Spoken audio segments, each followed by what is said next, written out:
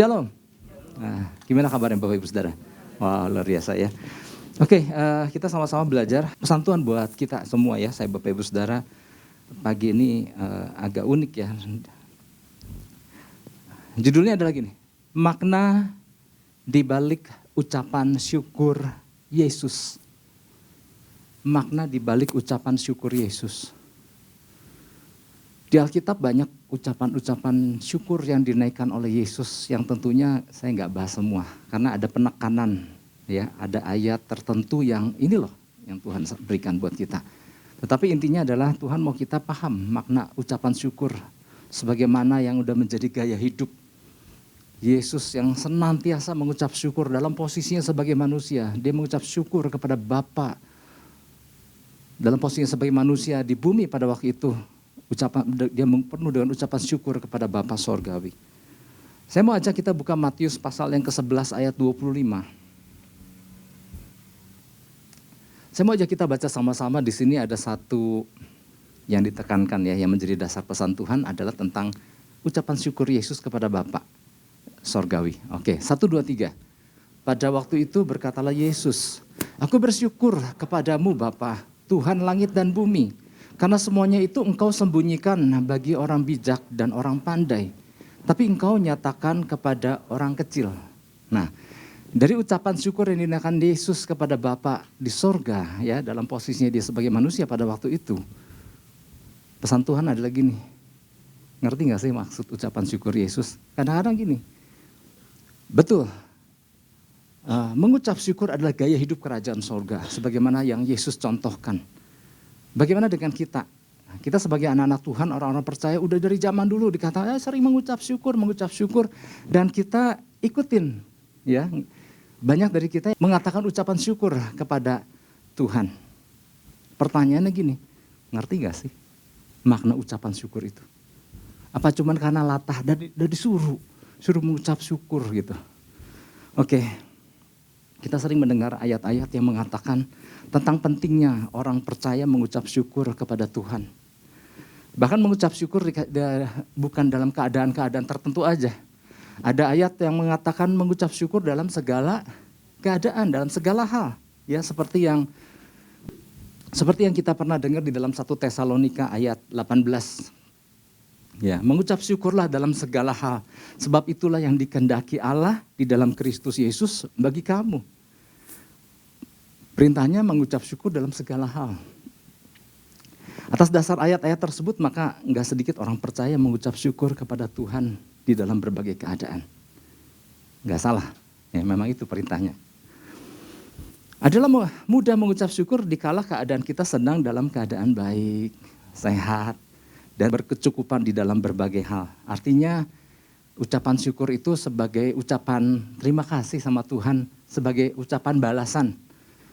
Udah terima banyak yang baik dari Tuhan, kemudian orang percaya, disuruh mengucap syukur. Kayak mungkin waktu kita mengajarkan anak kita dulu waktu masih kecil, kalau dikasih sesuatu, yuk bilang apa? Terima kasih gitu ya. Nah, kita bersikap seperti itu kepada Tuhan pada waktu kita mengucap syukur. Artinya seringkali dimaknai tanpa disadari, mengucap syukur adalah ucapan balasan atas apa yang Tuhan berikan. Tapi kan perintahnya tadi mengucap syukur dalam segala keadaan, dalam segala hal. Artinya bukan hanya di dalam keadaan baik aja dong. Bukan di dalam keadaan waktu kita terima sesuatu yang indah dari Tuhan. Tetapi juga waktu kita di dalam keadaan lagi benar-benar lagi mabok, pusing. Lagi di dalam keadaan yang sangat tidak baik. Perintah Tuhan tetap bilang mengucap syukur. Tapi kalau maknanya apa kalau yang dikatakan mengucap syukur di dalam segala hal itu? Kan tadi kan seringkali dimaknai sebagai ucapan terima kasih atas apa yang engkau berikan. Nah, kalau mengucap syukur ketika dalam kekurangan, dalam kerugian, di dalam keadaan yang tidak sama sekali tidak baik, tapi disuruh mengucap syukur. Nah, sehingga akhirnya nggak sedikit orang percaya yang ya udahlah mengucap syukur aja lah saya mah di tengah kerugian ini. Di tengah dalam keadaan yang lagi nggak baik di keluarga saya mah udah mengucap syukur aja. Nah, pertanyaannya, ngerti nggak artinya? Sehingga akhirnya cuma menjadi seperti kata yang sering diucapkan tapi nggak tahu maknanya. Akhirnya kan gak sedikit di dalam percakapan orang-orang percaya ketika melihat temannya ada dalam kesusahan, malah yang satu bilang, udahlah mengucap syukur aja lah gitu. Ada perubahan terjadi nggak ketika mengucap syukur dengan hanya sekedar mengucapkan? Nggak ada perubahan apa-apa. Akhirnya menjadi sebuah kata yang sering diucapkan tapi nggak tahu makna apa yang terkandung di situ. Kalau gitu dari mana kita mau belajar makna mengucap syukur? Lihat apa yang Yesus lakukan. Gak sedikit ayat-ayat di Alkitab mengatakan Yesus mengucap syukur kepada Bapa. Nah, dari apa yang Yesus lakukan, di situ kita dapat belajar. Oh, ternyata waktu Yesus mengucap syukur, ada sebuah makna dalam. Nah, ini loh yang mari kita sama-sama belajar bahwa waktu kita bilang mengucap syukur, kita bilang bukan cuma sekedar mulut ngomong mengucap syukur. Tapi disertai dengan sikap yang benar bahwa inilah makna ucapan syukur yang aku ucapkan kepada Tuhan. Contoh, sebelum sampai ke penjelasan yang tadi kita baca itu. Misalnya lagi nih, peristiwa 5 roti 2 ikan. Itu peristiwa kan kita udah hafal sekali kan. Setelah sepanjang hari sampai hari menjelang malam, Yesus kan ngajar berkhotbah di hadapan begitu banyak orang. Ribuan. Sampai akhirnya ketika hari menjelang malam mereka harus makan kan. Murid-murid awalnya kan cuma bilang, guru suruh mereka pulang gitu ya. Tapi Yesus bilang, kamu harus beri mereka makan.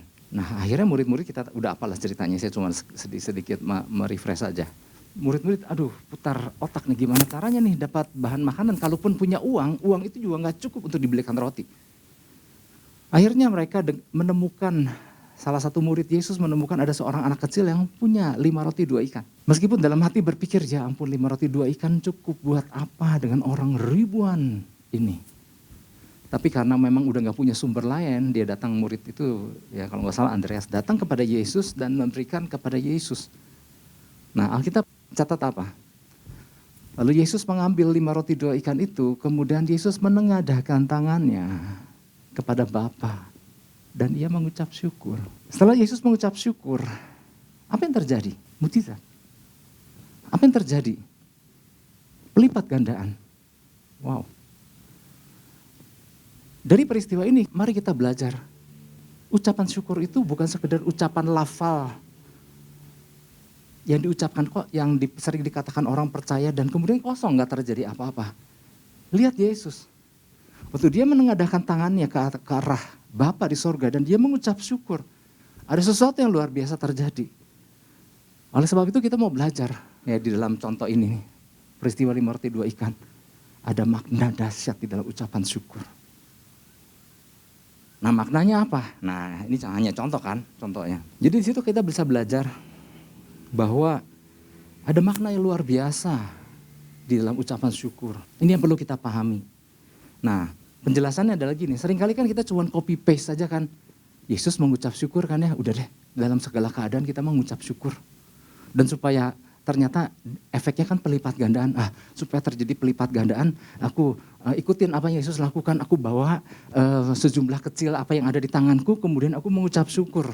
Dengan harapan apa? Supaya terjadi sesuatu. Tapi enggak memaknai. Oke, makna yang bisa kita tangkap adalah gini. Yesus adalah pribadi yang selalu menyadari bahwa ia adalah bagian dari kerajaan sorga. Katakan amin. Oh ya, orang dia Tuhan turun dari sorga kok gitu ya. Mengambil rupa manusia. Atas kesadaran itulah, maka segala tindakan Yesus selalu dipengaruhi oleh mindset kerajaan sorga. Kingdom of God's mindset. Di dalam kerajaan sorga, segala kebutuhan terpenuhi. Di sorga kebutuhan semua orang terpenuhi. Tidak ada kesusahan atau kekurangan di kerajaan sorga. Ini kingdom of God's mindset ya. Maka atas dasar pengertian itulah maka yang Yesus lakukan adalah gini. Makna ucapan syukur yang Yesus dalam posisi dia sebagai manusia. Waktu dia membawa 5 roti 2 ikan dan dia menengadahkan tangannya ke arah Bapa dan mengucap syukur dalam arti kata lain adalah gini. Inilah aku ya Bapa, aku anakmu, aku bagian dari kerajaan sorga. Dan aku percaya tidak ada kekurangan di dalam kerajaan sorga. Yang ada hanyalah kelimpahan, yang adalah hanyalah penyediaan yang begitu luar biasa. Dan waktu dia menyetujui dengan prinsip kerajaan sorga, karena dia adalah bagian daripada kerajaan sorga, maka yang terjadi apa? Mujizat kerajaan sorga. Orang yang paham tentang prinsip kerajaan sorga, yang bersikap sebagai duta kerajaan sorga, dan menyetujui hukum kerajaan sorga, sesuatu yang luar biasa sorga akan nyatakan. Tapi seringkali yang terjadi adalah gini kan, gak ada yang terjadi, gak ada perubahan yang terjadi atas diri, atas sikap, atas perilaku, tetapi cuma mengucap syukur. Tuhan, aku mengucap syukur. Lah, kok gak terjadi apa-apa ya gitu ya. Nah, jadi makna ucapan syukur adalah gini, kita harus menghidupi, karena kita mau datang kepada Bapa yang empunya kerajaan sorga, dan kita adalah, bukankah kita adalah bagian daripada kerajaan sorga, yang seharusnya menghidupi prinsip kerajaan sorga. Maka waktu datang sama Tuhan dengan ucapan syukur, sorga bertanggung jawab untuk menyediakan segala sesuatu. Wow. Makanya kan kalau kita kembali lagi kepada prinsip duta kerajaan sorga, prinsip duta besar, ambassadors of Christ. Di situ kita tahu kan kalau prinsip kerajaan, duta kerajaan kan, waktu kita merepresentasikan kerajaan sorga, kerajaan yang mengutus kita ke bumi, maka sorga akan supply.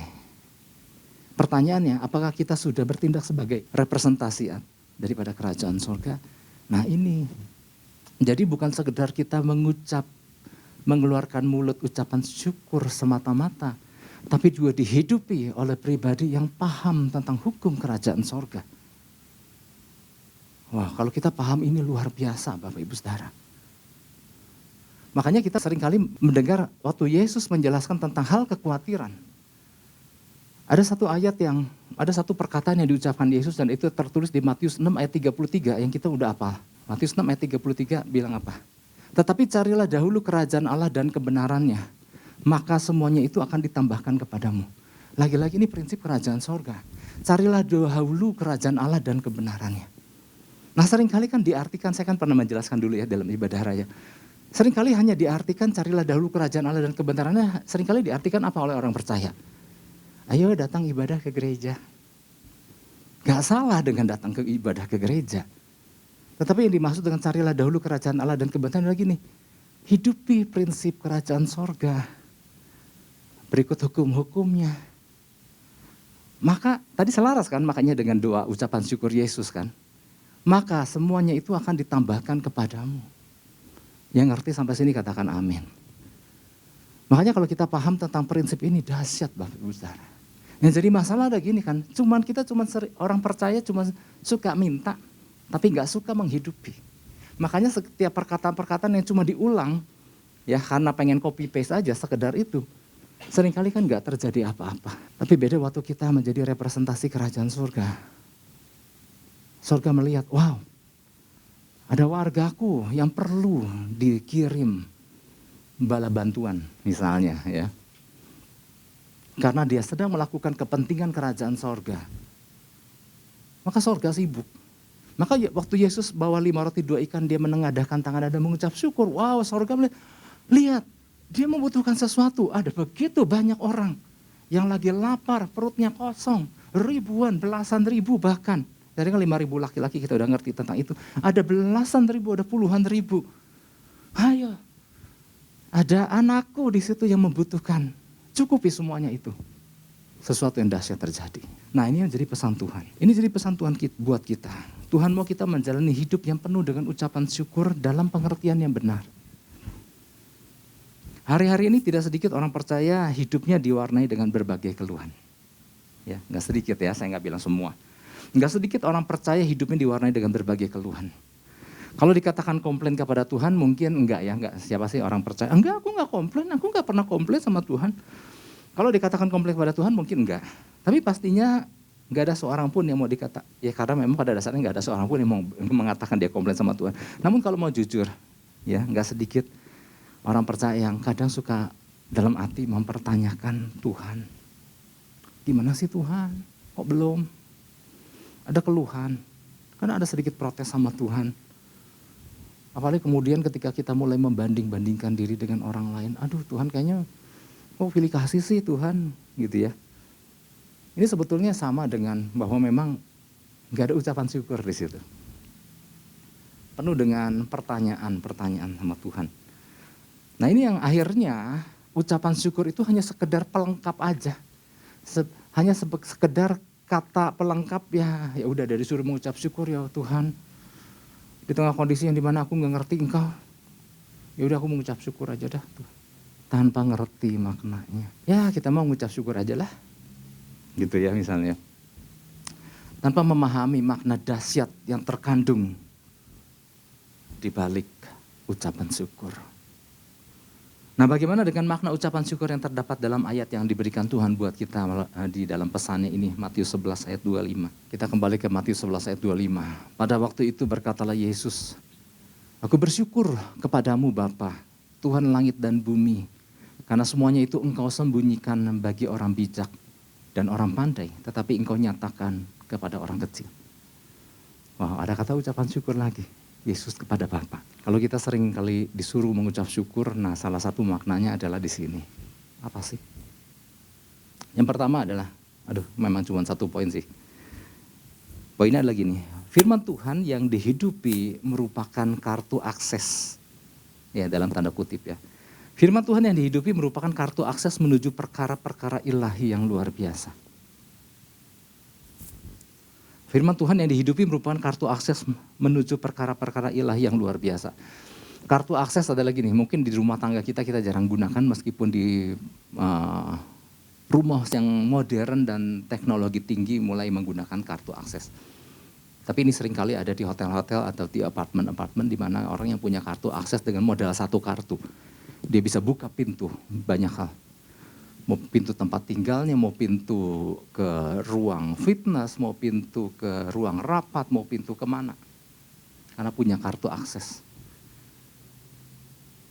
Nah firman Tuhan yang dihidupi merupakan kartu akses. Menuju perkara-perkara ilahi yang luar biasa. Jadi saya mau katakan gini, firman Tuhan dahsyat gak? Dahsyat. Tapi bisa jadi gak dahsyat gak?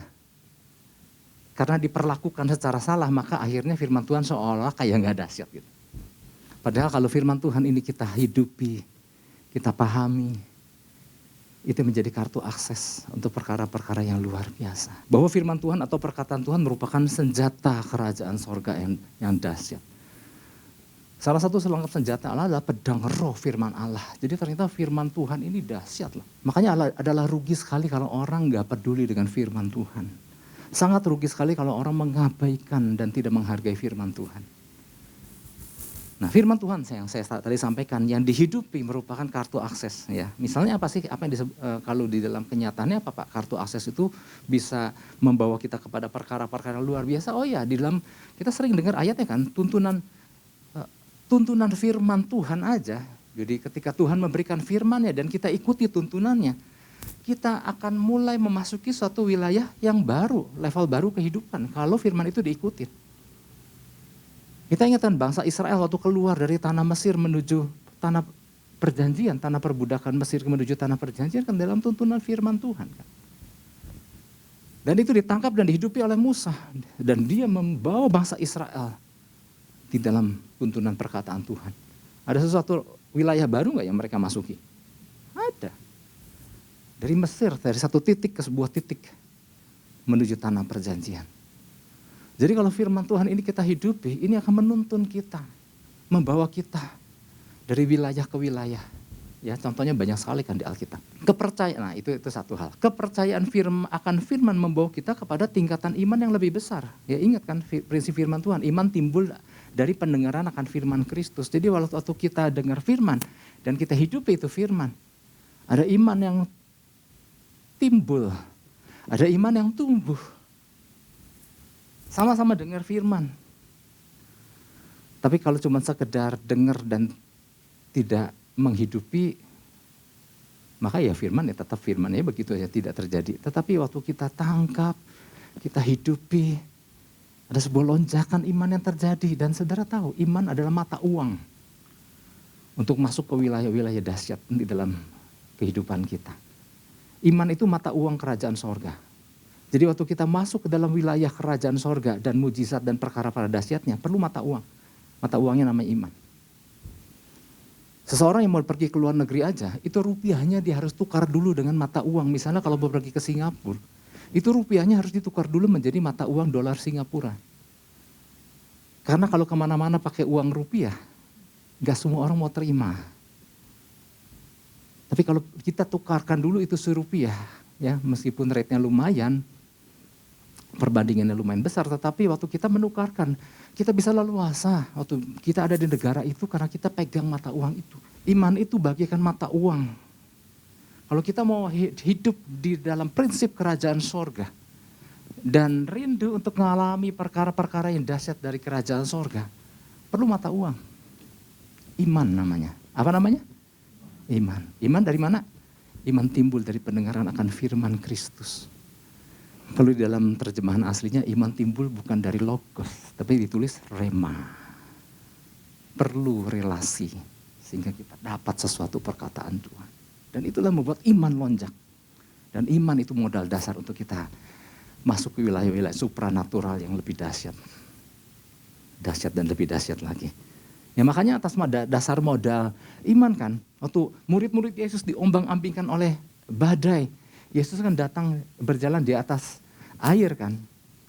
Kemudian Yesus kan berkata, jangan takut, inilah aku. Nah kemudian Petrus yang lagi sibuk bersama murid-muridnya karena ada terpaan angin badai, dia berkata, Guru kalau itu engkau, suruh aku datang kepadamu. Itu Yesus berkata, datanglah. Wah ini luar biasa. Kalau benar itu engkau, suruh aku. Dia minta apa? Dia minta perkataan. Kemudian Yesus memberikan perkataan dan berkata, datanglah. Maka atas dasar itu keluarlah Petrus dari perahu dan berjalan di atas air. Artinya perkataan yang membangkitkan iman akan membuat seseorang berjalan dalam mujizat. Oh dahsyat nggak? Artinya firman itu bagian kartu akses. Ya. Terus apa lagi? Firman Tuhan mampu memerdekakan hidup seseorang. Ketika seorang tahu kebenaran-kebenaran itu akan memerdekakan. Wow dahsyat banget. Itulah sebabnya divisi 2023 yang Tuhan berikan buat kita sejak dari sekarang. Di mana kita harus mencelikan mata orang buta. Modalnya apa? Firman. Kita bisa memerdekakan hidup, bisa memerdekakan orang yang terbelenggu. Yang seharusnya binasa menjadi diselamatkan. Lewat apa? Perkataan firman. Yang buta menjadi bisa tercelik lewat apa? Perkataan firman. Firman merupakan kartu akses yang membawa kita ke dalam perkara-perkara luar biasa. Dan lain-lain. Namun sayangnya, gak semua orang percaya menyukai firman, kan sayang. Sedangkan kalau kita tahu tadi keuntungannya, luar biasa. Sayang gak semua orang percaya suka firman. Ada orang-orang yang menolak pengajaran. Ada orang-orang yang enggan diajar. Ada orang-orang yang tidak menyukai firman. Dan tidak mau mengisi dirinya hari lepas hari dengan perkataan firman Tuhan. Manusia hidup bukan dari roti saja, tapi dari setiap perkataan yang keluar dari mulut Allah. Kalau kita bisa makan sehari bisa beberapa kali. Makan fisik untuk kenyang jasmani kita. Jangan lupa. Ada makanan rohani yaitu firman Tuhan. Ada si tubuh rohani yang harus dikenyangkan. Seberapa banyak dari kita yang mengisinya itu? Aduh saya jadi takut survei nih. Tapi seharusnya ya saya percaya seharusnya kita firman Tuhan jadi makanan kita. Jadi selain Pak, tapi kan tiap hari dengar renungan, gak ada yang salah dengar renungan. Gak ada yang salah dengar khotbah dan memang harus. Tetapi ada makanan rutin yang diisi. Yang teratur kita baca dari Kejadian sampai Wahyu. Nanti setelahnya mau diisi sama apa silakan. Ya.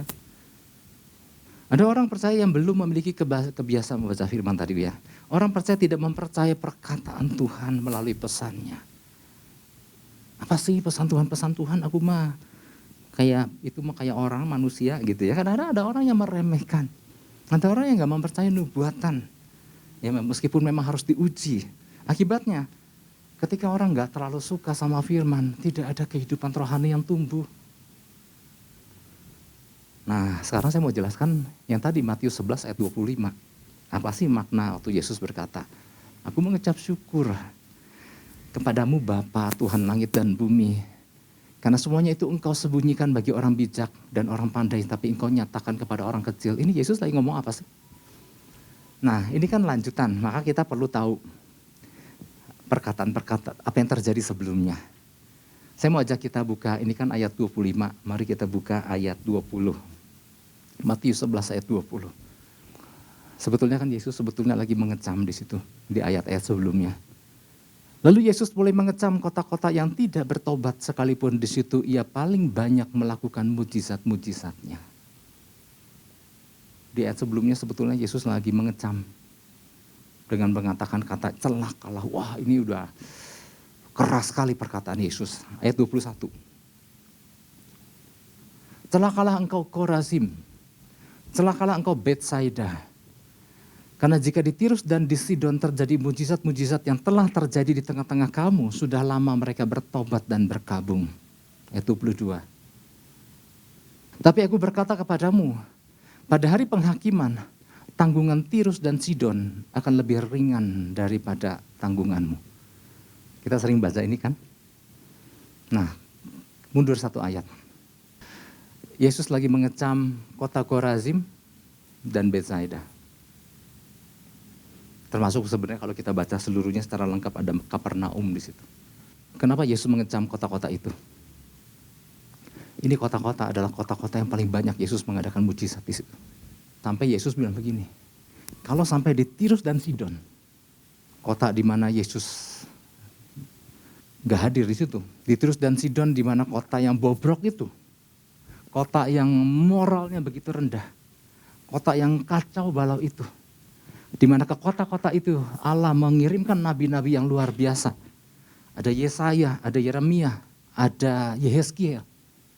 Tetapi kepada Korazim, kepada Betsaida, termasuk Kapernaum, yang dikirim adalah Mesias itu sendiri. Yesus turun tangan sendiri, hadir di kota-kota itu, dan dia menyampaikan perkataan sorga, dan dia mengadakan mujizat yang luar biasa. Tapi dampaknya banyak orang yang tidak mengakui Yesus sebagai Mesias. Banyak orang yang mengacuhkannya.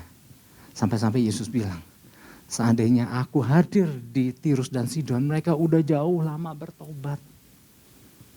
Tapi karena kekerasan hati orang-orang di Korazim, orang-orang di Betsaida, Kapernaum situ, gak terjadi apa-apa. Sayang sekali maksudnya. Kota yang mendapat anugerah Tuhan didatangi oleh Yesus sendiri. Mujizat terjadi di depan mata. Pengajaran disampaikan begitu luar biasa. Begitu banyak orang-orang di sana yang menolak Yesus. Kota yang penuh dengan mujizat. Beda kan tadi di ayat 20, 21, 22 perkataan-perkataan Yesus yang keras. Celakalah, celakalah gitu. Tetapi Yesus mereda di ayat 25. Tapi aku mengucap syukur kepadamu ya Bapa. Di tengah orang-orang banyak yang menolak. Dan orang yang menolak itu adalah orang bijak dan orang pandai kategorinya kalau berdasarkan ayat ini. Orang wise and clever menurut NLT version. Tapi engkau menyatakan kepada orang kecil. Orang kecil di situ ditulis di NLT, childlike. Orang-orang yang polos dan tulus seperti anak-anak kecil. Mereka mempercayai Yesus. Mereka menerima firman. Mereka mengalami perubahan dalam hidupnya. Wow, ini luar biasa. Jadi di tengah banyaknya orang-orang yang menolak perkataan Yesus. Orang-orang yang merasa diri pintar. Orang-orang yang pakai logika manusia. Nggak mungkin kayaknya, nggak mungkin. Ini mestinya kan begini, mestinya begitu. Tapi ada orang-orang sederhana yang datang dengan segala kerinduan. Yang rindu perkataan Tuhan. Yang rindu untuk mengalami karena percaya akan Yesus. Mereka yang mengalami sesuatu yang luar biasa. Oleh sebab itu Bapak Ibu Saudara, kalau mau tahu makna ucapan syukur di dalam ayat ini, menjadi sangat jelas. Itu bukan jangan menjadi sebuah ucapan latah. Ya udah Tuhan, aku mengucap syukur. Nah, tapi waktu kita belajar tadi, minimal ada 2 makna ucapan syukur kan tadi. Yang tadi pakai saya yang pertama contoh, yang ini inilah pesan Tuhannya. Jadi makna ucapan syukur dalam bagian ini jadi jelas. Bukan semata-mata perkataan ucapan syukur lewat mulut aja. Namun ternyata waktu kita mengucap syukur, kita datang dengan sikap hati yang benar. Inilah aku Tuhan. Mungkin keadaanku saat ini sedang tidak baik. Tapi aku mau merendahkan diri untuk mendengar dan mempercayai perkataan-Mu. Firman-Mu adalah tuntunan hidupku. Oleh sebab itu, aku mau melepaskan caraku dan memilih untuk menggunakan cara-Mu. Itulah makna ucapan syukur yang ucapan Yesus kepada Bapa. Yang Tuhan mau, yuk tangkap ini. Tuhan, aku mau sepakat dengan jalan-jalan-Mu. Itulah makna selanjutnya daripada kata ucapan syukur itu. Tuhan, aku mau menyelaraskan hidupku dengan jalan-jalan-Mu. Dan lihat, Tuhan sendiri berkata, orang-orang sederhana ini yang mau mengakui perkataan Tuhan, yang mau merendahkan diri dan mau menyelaraskan hidupnya sama perkataan Tuhan. Orang-orang sederhana inilah yang mengalami sesuatu yang dahsyat. Dari sini kita belajar, bukan cuma sekedar mulut mengucapkan syukur, tapi perlu disertai dengan hati yang mau setuju dengan apa yang dikatakan Tuhan.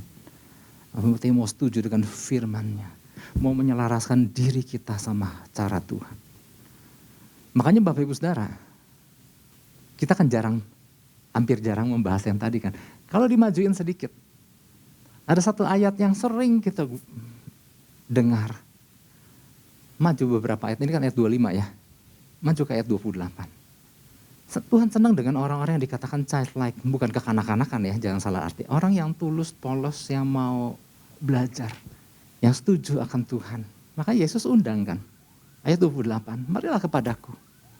Mungkin si orang-orang sederhana ini, ya orang-orang polos ini, mungkin dalam keadaan lagi nggak baik. Tapi karena mereka mau meresponi perkataan Tuhan, inilah orang-orang yang diundang sama Yesus. Yesus berkata, marilah kepadaku, semua yang letih lesu dan berbeban berat, aku akan memberi kelegaan kepadamu. Ayat 29. Pikulah kuk yang kupasang dan belajarlah kepadaku. Nah, sama kan, selaras kan? Pikulah kuk yang kupasang. Kali ini gini, kamu kan udah pegang kuk kamu. Sekarang yuk datang sama aku. Pegang kuk yang dari aku. Dan belajar kepadaku, kata Yesus. Pakai caraku kali ini. Karena aku lemah lembut dan rendah hati. Dan jiwamu akan mendapat ketenangan. Kata ucapan syukur bukan cuma sekedar keluar dari mulut, tapi lewat sebuah kerendahan hati yang mau datang sama Tuhan, yang mau menyetujui cara Tuhan, yang kita lepaskan kita, cara kita yang salah dan pakai cara Tuhan yang benar, sehingga terjadi sesuatu yang luar biasa. Lewat pesan Tuhan ini, mari Bapak Ibu Saudara, waktu Tuhan bilang ucap syukur, jangan cuma sekedar dari mulut aja. Kita semua sama-sama belajar. Yang ngerti katakan amin. Dan beri tepuk tangan buat Tuhan Yesus. Haleluya.